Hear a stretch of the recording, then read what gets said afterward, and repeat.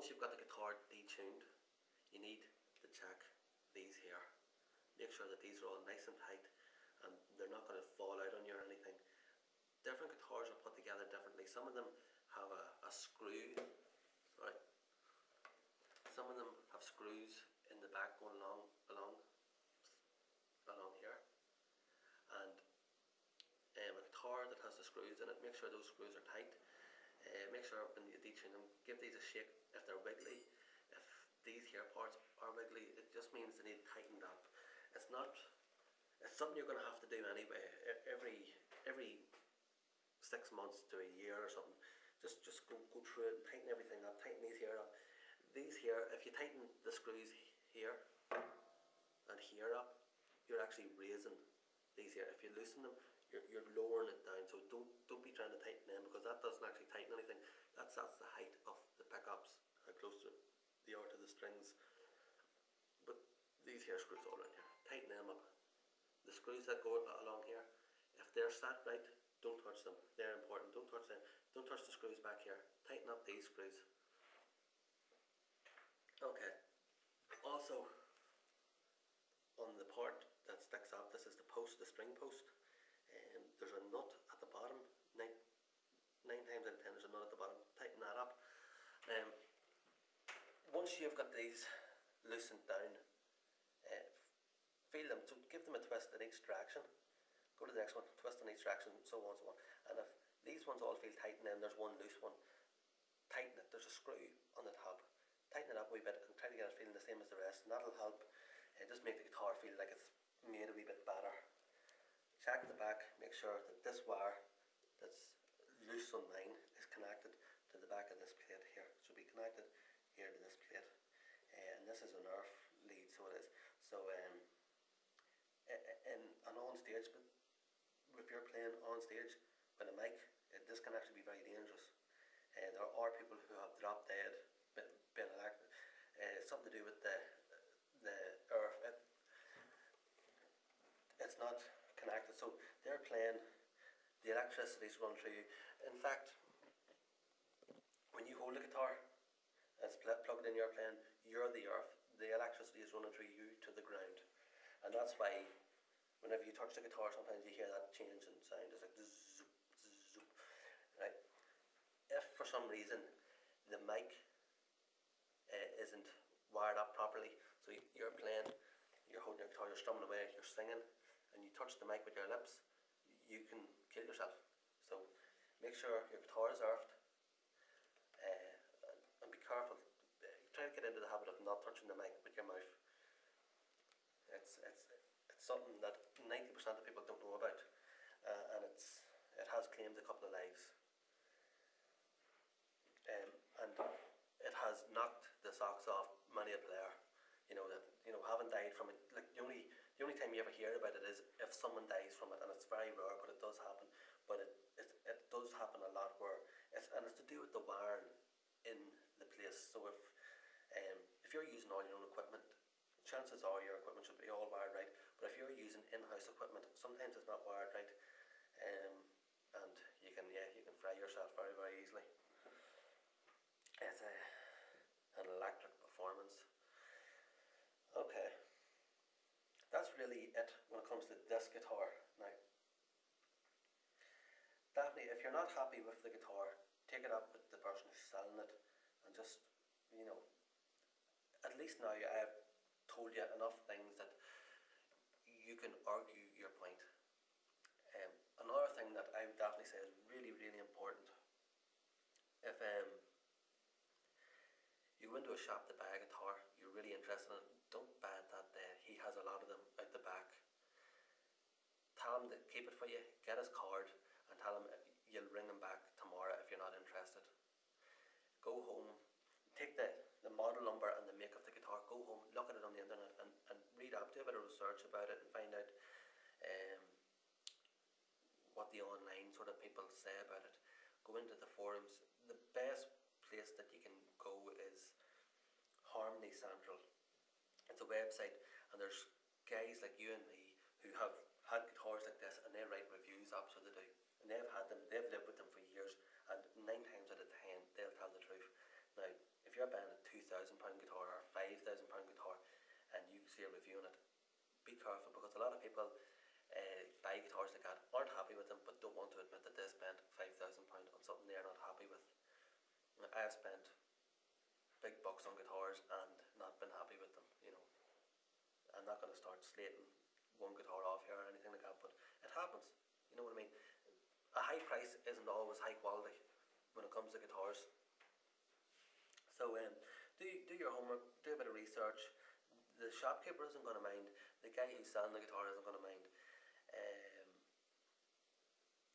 Just try to get them to hold it for you until the next day, and ring them back and let them know.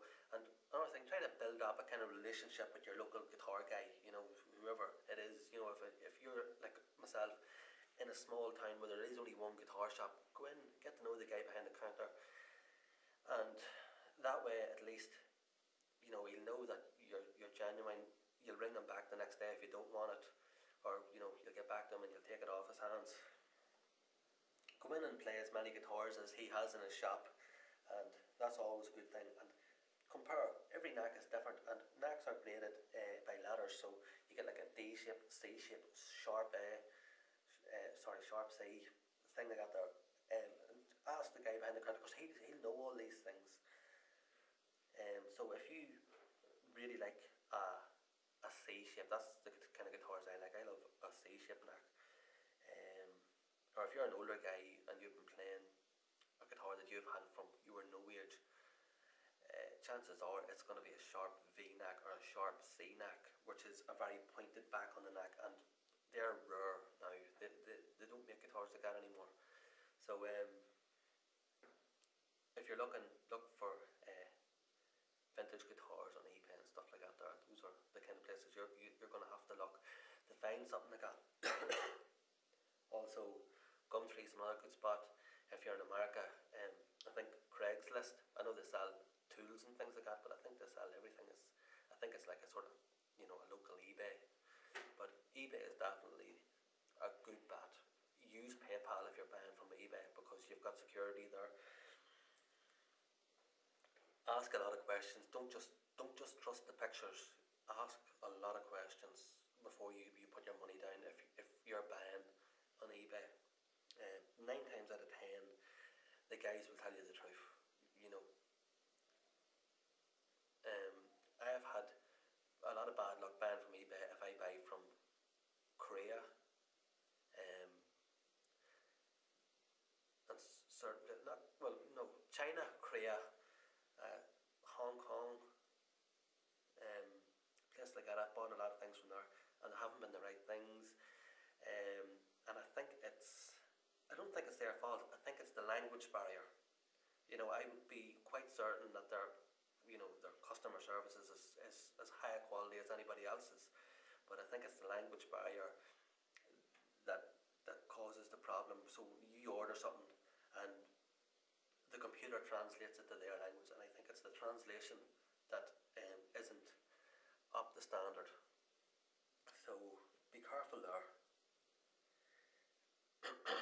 If you've got a friend who's been playing guitar for a couple of years, you're going to buy a guitar, bring that guy with you, and he'll keep you in the right sort of direction. He'll be able to spot things that aren't right. And I mean I don't mean a guy who's been playing for 3 or 4 years. I mean somebody who's been playing 10 or 15 years. 3 years is just not enough. You know, you can only play so many guitars in that amount of time, and it's not enough. Like, I thought I knew it all after 3 years, but I knew very, very little. And it's only now at this stage that I realise that I still only know very little, and that there's so many guitars about, there's so much to learn. It's something that you'll never know it all. You'll never know it all. So, you know, do your research, and that's mainly it. Do your research. Don't buy it on the day. Go away. Do your research. Another thing, if you're on the internet, and you're typing in, say you're looking this guitar, but you're looking to know about this guitar, you're looking reviews of this guitar, it's going to take you to the shops, and the shop is going to give a review, but the shop is going to be biased, because they're looking you to buy the guitar off them. So they're not going to tell you anything bad about the guitar. They're going to tell you that it's, you know, it's the high-end guitar, it's this, it's that, it's great, it's going to make you the best guitarist going. That's not the case. Try to get reviews of people who have owned the guitar themselves, people who have nothing to gain by lying to you. The guitar forums is the best place to go. That Harmony Central, as I said before, check it out. It has every guitar under the sun. There's also a thing called the Little Red Book.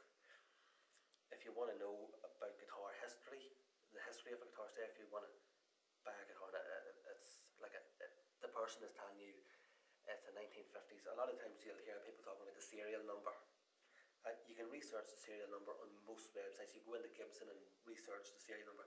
That'll give you a year, but sometimes they're not always accurate. But the Little Red Book is accurate. It'll tell you exactly, when that guitar was made. It can also give you information about all the materials used to make it. Because sometimes I come across guitars on the internet and the information that's given is completely wrong. And whenever you do a wee bit of research elsewhere, you find out that the guitar is not as it was described by the person who's selling it, or else it could even be much better than what they think they have. Like I've come across guitars that were being sold for a couple of £100, and they're probably worth more like £1,000. So things like that there, you can, if you do your homework and you know your market, you can come across some great deals. Like